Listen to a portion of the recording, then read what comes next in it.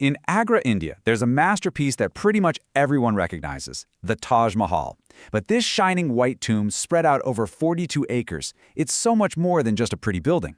It's really a treasure chest of architectural secrets, incredible engineering marvels, and, at its very heart, a truly heart-wrenching story of love and loss. Okay, so let's just dive right in with a puzzle that, at first, seems to defy all logic. You see those four towers, the minarets that frame the main tomb? Well, they aren't standing perfectly straight. They're actually, on purpose, leaning slightly away from the center. Now, why on earth would anyone design a perfect building imperfectly? And believe me, those leaning pillars are just the beginning. The architects of the Taj Mahal were absolute masters of illusion and ingenuity.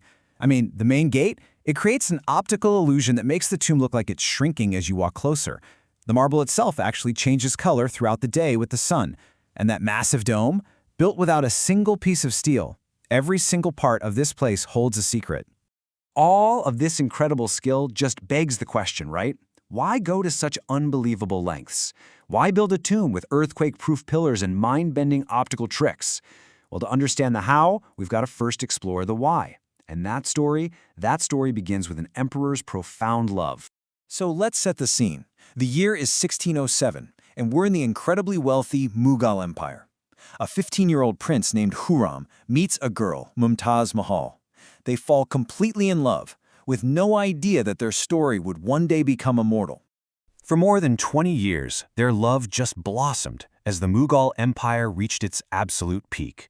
Khurram was now known as Shah Jahan, which means Emperor of the World, and he cherished Mumtaz more than any of his other wives. But this golden age was headed for a tragic, sudden end. In 1631, Mumtaz Mahal died, and the emperor's world was just shattered. The stories say his grief was so immense that he went into mourning for 2 whole years, giving up music, perfumes, everything. His world had just gone dark. But before she passed away, Mumtaz made one final request of her husband, and it was a wish that would end up consuming the rest of his life and the fortune of his empire. And so, Shah Jahan made a decision. He decided he would channel all of his grief, all of his power, and all of his wealth into fulfilling this one single promise. He was going to build a monument so beautiful the world had never seen anything like it, a paradise on earth for his beloved wife. But he didn't just want to copy old designs. No, his goal was to create the perfect combination of all Mughal architecture. He took inspiration from the tombs of his father, his grandfather, and his uncle, and he blended their best features to create something that would shatter all records and stand as the ultimate architectural achievement. But you know, a design on paper is one thing. Making it a reality? That was something else entirely. The engineering challenges were almost impossible, starting with the very ground he chose for it, the soft, unstable bank of the Yamuna River. And this is where you see the absolute genius of the Mughal engineers. Instead of trying to fight the river, they actually worked with it. They created this brilliant foundation of wells and columns that could support the immense weight of all that marble, a technique that has allowed the Taj Mahal to stand for nearly 400 years. The scale of this project was just staggering. It all started by gathering a massive workforce. We're talking 20,000 laborers, sculptors, and craftsmen brought to Agra from all corners of the empire, every one of them dedicated to this single project. And to move all the materials, they needed an army of over 1,000 elephants. Their incredible strength was absolutely essential for hauling the colossal amounts of marble needed for the tomb. Now, this monumental effort wasn't fast.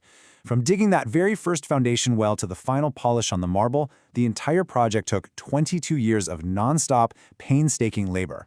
And the cost, it was just astronomical. It basically drained the royal treasury to fund the construction. If you were to build it today, the total cost is estimated to be well over $1 billion.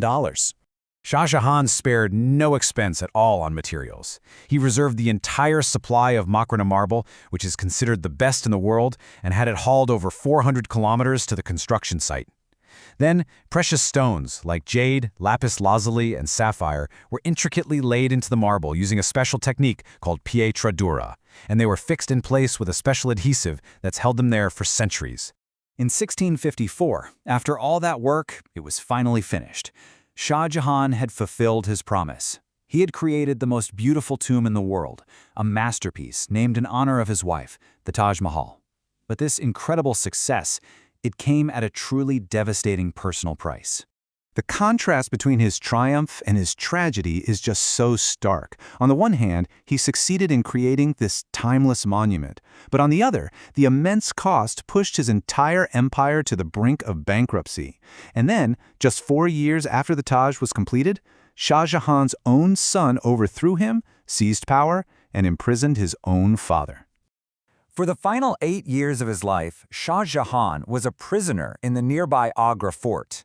He was stripped of his power, his freedom, his entire empire. His only comfort was a small window from which he could gaze across the river at the magnificent promise he had kept.